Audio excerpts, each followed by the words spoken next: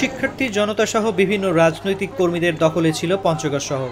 রোববার সকাল 10টা থেকে এক দফা দাবিতে মিছিল স্লোগানে উত্তাল হয়ে ওঠে গোটা এলাকা। শহর জুড়ে হামলা, ভাঙচুর, অগ্নিসংযোগ ও লুটপাটের ঘটনা ঘটলেও কোনো হতাহতের খবর পাওয়া যায়নি। এই মুহূর্তে দরকার সেনাবাহিনী সরকার।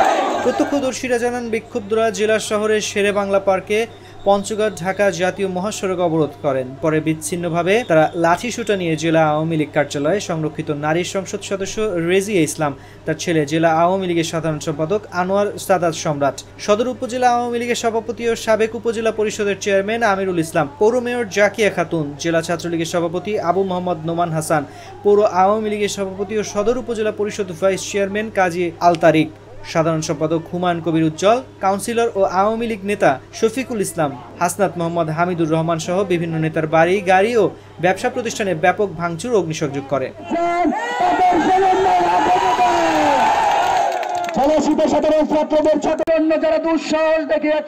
এক পর্যায়ে রওশনবাগ এলাকার পুলিশ সদর সার্কেল অফিসেও ভাঙচুর চালায় বিক্ষুব্ধরা। পঞ্চগড়টাকে বাংলাদেশটাকে পাকিস্তান করতে চাও, আমি বলছি পাকিস্তান নয়, ছাত্র সমাজ তা মেনে নিতে পারবে না। জাতির ঐতিহাসিক দাবিতে ছাত্র সমাজ